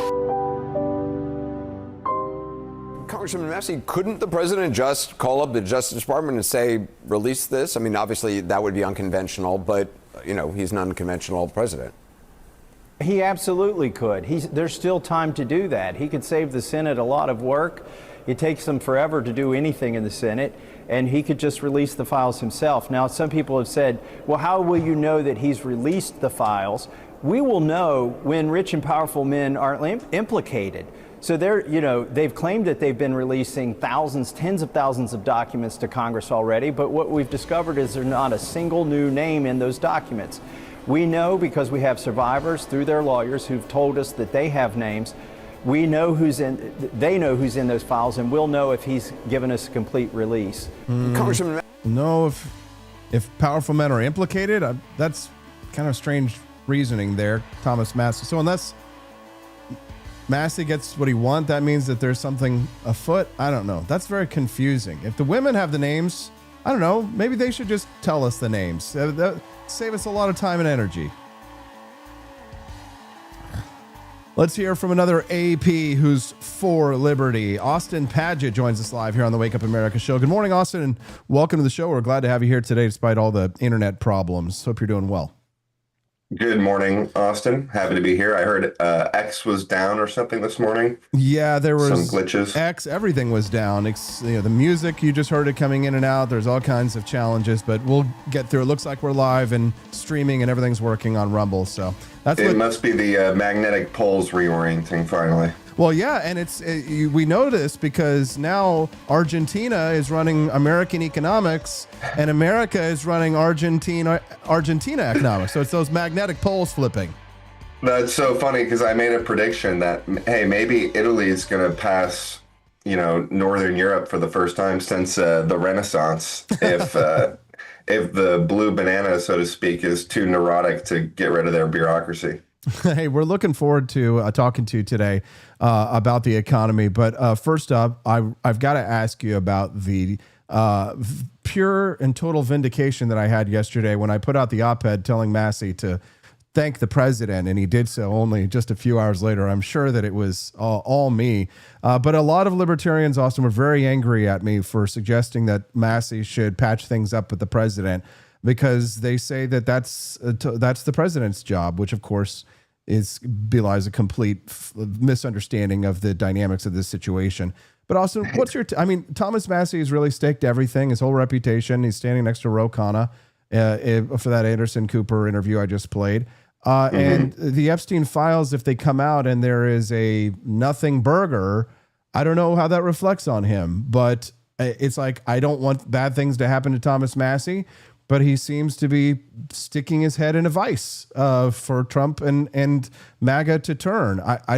I keep trying to warn my fellow libertarians about picking fights that they can't win these days, but we seem to be looking for every fight except for the ones we can win. Do you think I'm crazy? Because I feel like I'm taking crazy pills sometimes. No, that is totally correct. I liked your message about it, and I thought it was funny that he did, credit Trump in a post that was with a screenshot of an article talking about how Massie beat him. So it was kind of like halfway there. At the same time, you know, Massie's had some jabs thrown his way. So politically, I'm sure it's fair for him to do something back, and it's not going to like create a lasting trauma. Trump is pretty good at rolling with punches, as they say. And behind all the issue is nobody knows what's going on. Like some of the victims that have been put forward, I don't think all of them are the most honest. At the same time, there are real victims somewhere out there. And what information the government has on its official records versus the breadth of what Epstein's done or the world of blackmail in general, there's just a big gap between there that I have no idea how to parse. So it's a bit of a challenge because the president was going to lose the vote in the House. He flipped and said, okay, now fine, release it. But some people are saying, well, the Senate is going to try and hold it up. I mean, what other than the whole question of why would they not want to release these files? Well, it's because they are implicated. Right. Are there any other reasons, any feasible reasons why they might have wanted to do it that's not the most obvious reason, Austin? Right. Well, my first thought was, you know, it's our blackmail now. You know, they're dealing with the deep state, and now they have this leverage. There's a lot of challenges with basically taking over the government. I don't think Trump even got his appointments in the CIA. I think he got the FBI, but not the CIA. And then a lot of the regulatory agencies. So it's a moving landscape that I feel kind of stupid commenting on from the outside without really knowing the full depth of the trade-offs. Because even some crazy hypothetical, like maybe some international deep state interest is saying they're going to release a dirty bomb in New York City if you drop these names. Like that's a potential plot point that we would have no idea about. At the same time, that's not satisfactory. So you need to move forward. But then whatever the admin releases probably won't be enough. At the end of the day, are we going to solve all corruption with Epstein? No, I think if you have a giant bureaucracy, if you have a deep state, if you have all this power and globalist power to be dealt out, then it's going to attract blackmail. You have to fix the systemic issues if you don't want the kind of worst forms of corruption to be attracted to the power that's available. Let's talk about the Marjorie Taylor Greene factor in all this, because she's positioning herself as being betrayed by Trump. How significant is her role in this? Do you think that she is a disruptor? Do you find comparisons of her to Thomas Massie to be apt? Or do you look at her sort of like how I have been starting to look at her, which is just, I don't know, kind of kooky? Yeah, I think she's more in her own category. I'm not really that impressed with Marjorie Taylor Greene. And her text to Trump is kind of embarrassing because she's just giving him an internet narrative, and he obviously knows more than that. So it's probably just not very impressive to him. You're not giving me any new information. And so I think it's a bit of like a virtue signaling, and also how she's talking about Israel is going to kill her for the Epstein thing and everything. The Epstein thing was a Democrat operation, basically. It was a globalist communist operation. It was used to enforce these international rules. Like his wife, Ghislaine, was one of the top posters on Reddit. She had special admin access when Reddit was the most trafficked site on the internet. She was always all over world news through her account, which closed right when she went to jail. And so Israel was involved, certainly, just like the rest of our intel agencies. But Israel used to be with America fighting for international globalist communism. When America pivoted with Trump in the intel civil war, Israel was the only country that joined Trump's side. All of Europe and most of, the U.S. establishment was very much still geared towards international communism. Israel figured out that wouldn't work out in their favor when they were being protested on every European country and American campus, probably having flashbacks to South Africa and thinking that their best bet was to become more free market for security and rely on the U.S. as a capitalist U.S. as the only, potential ally they would need. So that's just a lot of the calculation going on there, but it brings it back to the main point of what power structure was Epstein enforcing, and it's the one that Trump's attacking. It's an interesting situation where you have this international angle to what's happening with the Epstein files. One of the things that I was thinking about conspiracy theorizing is that there might actually be some national security implications to having there be, because we know that the court of public opinion is going to destroy some of these people who are listed, who are named in here, even if there isn't enough evidence to try them in a court of law. We don't need a court of law anymore, Austin. Everybody is tried and found guilty on the internet. And the accusation is the evidence. It's a strange, almost 1984 scenario where we live in, where at any point of time, somebody can be sacrificed on the court of public opinion, have their family, their home, their job doxxed, taken from them, removed, just their entire reputation destroyed just from an accusation. The hell with the truth. I can't help but wonder if that isn't part of this whole reluctance to release the Epstein files, because even Thomas Massie in that hearing that Kash Patel had back in September said that there isn't enough information to connect the dots for there to be prosecutions based on the information that they have already. So that in itself, that's a big red flag. Right. Well, the Epstein files these are files that were held and kept in the government database by the previous administration. So do you expect the threads that are going to unveil the, global Rothschilds network of conspiracy are going to be on official government files? Probably not. So that's part of what confuses me about it as well. Yeah, it's deeply confusing. I'm speaking to Austin Padgett this morning on the Wake Up America show. Good morning, everyone. Thank you for joining us. The internet is having some issues today, but rumble.com is down. When we talk as libertarians about building alternative economies, Rumble has done that. They don't exist on Amazon's web servers. They built their own infrastructure, and that's what people who are like us have to do because we know what it's like to be canceled. And thankfully, Rumble didn't end up like Parler was because they were built on Amazon's infrastructure. You got to build up your house on the rock. Don't build up your house on the sand. Thomas Massie has traded his MAGA support for Groyper support in recent months. You smile, but it's true. He's traded people who are libertarian adjacent. A lot of MAGA people are libertarian adjacent. Some of them are even full-blown libertarians. And Massie has traded that MAGA support for Groyper support. Groypers hate libertarians. They despise our ideas. They blame us and Ronald Reagan for the decline of Western civilization. We are their declared stated enemies. Was that a good move?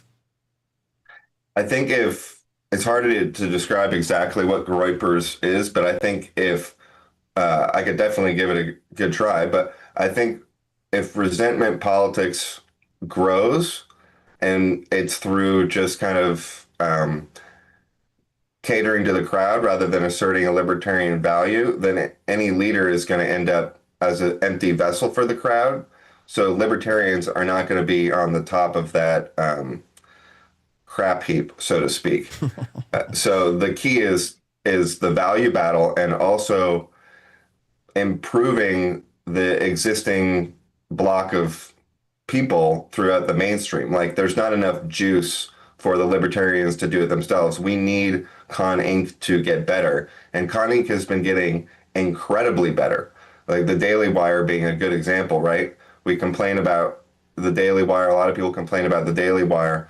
But half those guys are talking about Mises all the time. Jordan Peterson was, outlining the ethics of voluntarism as the most appropriate antidote to the cycle of chaos and tyranny. these guys were all praising Javier Milei. So there's a lot of progress to be made with people, and there's becoming the hero of MAGA would have probably put libertarians in a better position than kind of being an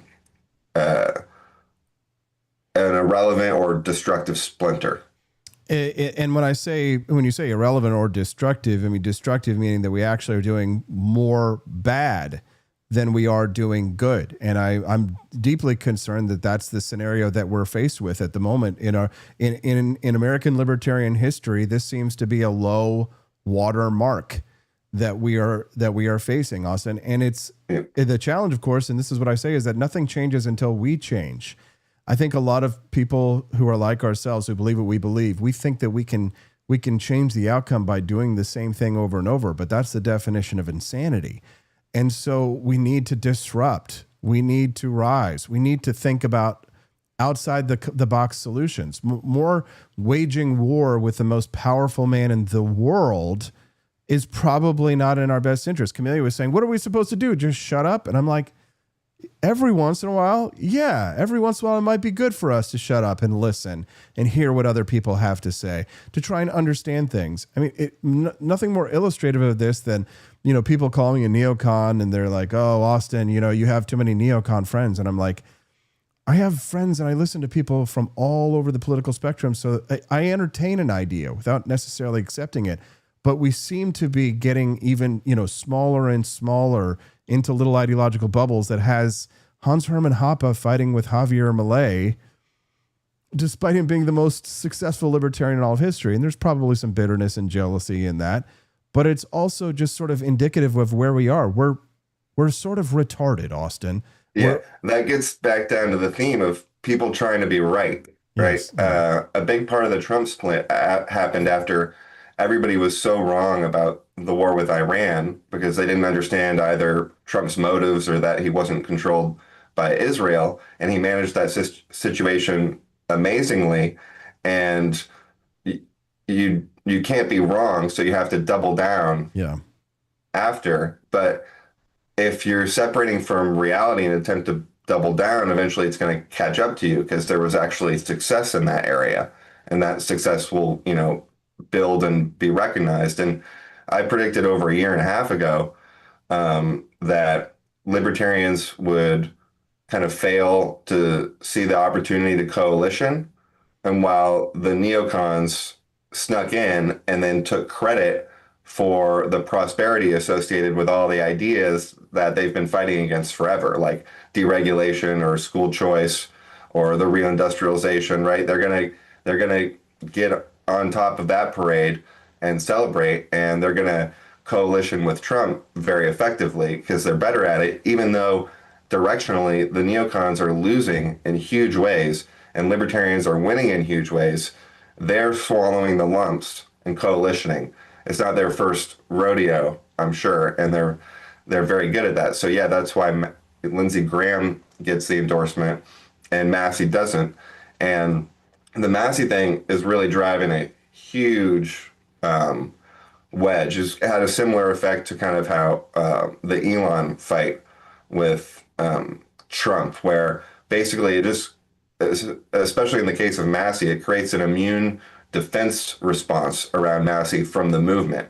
So it kind of locks us in this counter coalition that is hugely laced with groypers and even leftists. And I consider groypers leftists because it's victim consciousness socialism, basically. So it's a big mess. And I think the thing we need to think about it are two things. Like, how much are we really needed? Because if things continue to improve, if the war with Ukraine ends, the Republicans get another 10 seats through redistricting, then they can continue the momentum and they can continue to have a lot of success for America. So where does that put us in 3 years after a very successful Trump administration? Not necessarily the best spot. And the other thing people need to consider is governing responsibility. Like, a lot of talk on the internet is low agency complaining. People have been generally robbed of agency, so that's going to be reflected in people's behaviors. But not very many people actually put themselves in the shoes of someone who has to make a decision a lot of times between non-optimal options. And if you put yourself in those shoes for a second of having the responsibility of making these huge decisions, it would hit you like a ton of bricks. And if that responsibility didn't hit you like a ton of bricks, then you'd have even bigger problems. Then you're getting into like Jordan Peterson utopian, you'd think you'd be better, kind of just morality politics. It's a shame because it seems if you follow Trump's patterns and not listen to the crazy or wild things that he says, if you look what he does, he's very predictable and he can turn on a dime, which is something that libertarians, of course, can't do. We always have to stay heading in the same direction, no matter how much it hurts us. But in regards to the relationship of Massie and the president, if Massie could turn on it, if the president could turn on a dime, then Massie could turn on a dime, then we could find ourselves in a different place. It's like the Marjorie Taylor Greene people sort of want to drag down Thomas Massie by association. She needs allies right now more than anything. And I'm like, cut it loose, cut bait, because that's chemtrail Groyper land these days now. That's the only coalition she's going to be able to build is from those extremists that are the reason why she did this. And Trump has said is because she couldn't win a Senate race. She could win a governor race. And Trump told her no, that he would not support her. And then all of a sudden she comes out against him. So Massie is not burdened by that. He has, I know that they're attacking him and they're mounting a campaign against him. But while I think that Marjorie Taylor Greene is irredeemable, at least at this point, I think Thomas Massie is redeemable. Do you think that he could change things with a different approach, or do you think that we're doomed and loving it? Yeah, definitely. And a good example of that is through Marjorie Taylor Greene, because she's talking about how Israel is going to kill her for speaking truth to power, which is just complete, what do you call it? Virtue signaling and dog whistling. And dog whistling. Yeah, and to that retardedness, basically. And it's embarrassing because the power structure that is against all of this stuff are the Democrats. Meanwhile, she's going on The View and talking about, how we all need to get along very hypocritically. It's like this they're forced into allying with leftists, and not even the good kinds, not even like the Maha RFK kinds, because they didn't do the math, I guess, because the majority of people who care about Israel are in the Republican Party. So how is kind of making that a single issue obsession going to work out for you when this is the only game in town to defeat global communism? It's going to make you end up allying with like the Young Turks and stuff like that, which is an impossible coalition to have mainstream success with in the US. Like single issue coalitions are great, but I think people confuse the single issue coalition strategy with becoming single issue voters. And they did it around a topic, Israel, that's not only not central to any of our core problems, but completely alienating to the right, who we need to save the country. So it's kind of like, I think people are ending up in a bed that they didn't really think about how they got there. And talking about how Israel is going to kill you is the stupidest thing ever, because it just incentivizes the leftist deep state to kill you and then make the right freak out, like even more. It's the same thing with people speculating about Charlie Kirk, God love him. It's just terrible because it's deflecting from any potential interest who, like, say there was foul play, like the Butler thing with Trump, like the suspicious Cook act alone. If there was any foul play around Charlie, it would have been from the left, because they're the ones who benefited, not Israel. Israel is taking a huge beating over this. It's a terrible thing for the country and the right. it's a great thing for the left. So that's where the suspicion should lie. But instead, we're going on The View and talking about Israel. Yeah, it's a shame, Austin, especially because there's so much potential for us and our allies to have incredible wins. That's why I posted what I said about Angela McArdle yesterday. She took a bloody victory over a bloodless loss. She brought the Donald Trump to the Libertarian Party. They've treated him horribly. They treated him horribly there. They've continued to treat him horribly now. And I'm just saying that without Angela, we wouldn't have even had. There would be no free Ross, right? They wouldn't have free Right. Roger Ver. There've been. I had to explain to my libertarian friends how many libertarian victories that Donald Trump has handed. Whereas like our own leadership has not had that many libertarian victories. If you're just talking about total, not per capita, we're talking about total libertarian victory is not achievable because it's not. There's no utopia, and we're not in charge. So little wins here and there, racking them up. That's how you succeed. It's how you succeed in business. It's how you succeed in life. It's how you succeed in politics. Austin, is there anything about this conversation or anything else that you want to share with our audience? Maybe you'd like to give a plug before we let you go today. Yeah, just on that last topic, it creates momentum. And I forgot what I was going to say. I'll do my plug and then maybe I'll remember it. But you can check me out on History 102 on YouTube, which is a great show I do with Rudyard Lynch, dubbed by Elon Musk as the only potential worthy philosopher of the 21st century. So that might be worth checking out. And then you can follow me on X at Ludwig Never Mises, Austin Padgett. You type those two words in there, you'll probably find it. And yeah, I forgot what my last point was there. It's going to bother me after the show, I know. Yes, it is. And we're going to clip that and we're going to post it. No. We appreciate your time today, Austin. Thanks so much for coming on and joining us. I'll see you online if the internet even works. Have a great day. All right. Catch you later, Austin. Peace. Bye. Doing honest, beautiful, hard work and happy families sitting down to a really great meal. Because no matter who you are, everyone loves something at McDonald's. There's always something to have. I like the fish. I like it. You could do a little bit more tartar sauce, though, please. Seriously.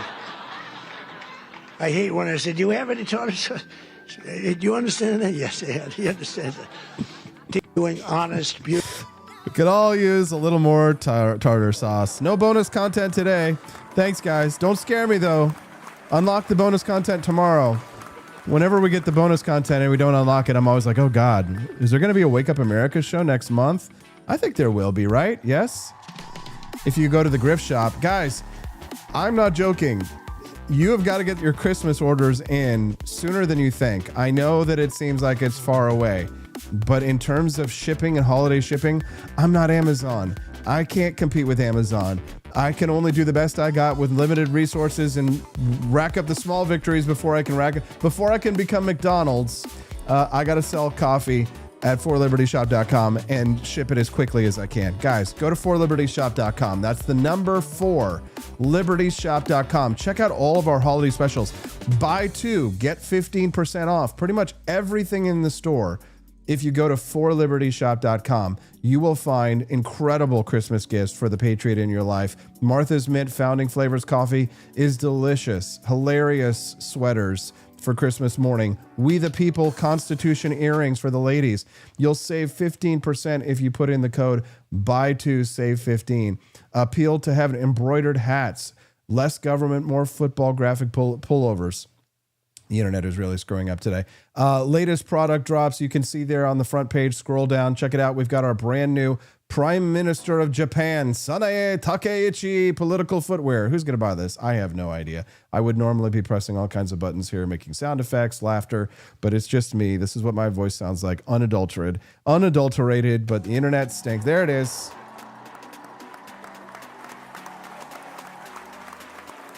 Guys, may you have a better day and may your internet be fruitful. We'll see you guys right back again here tomorrow on the Wake Up America show on the 4 Liberty Network. Bye, guys.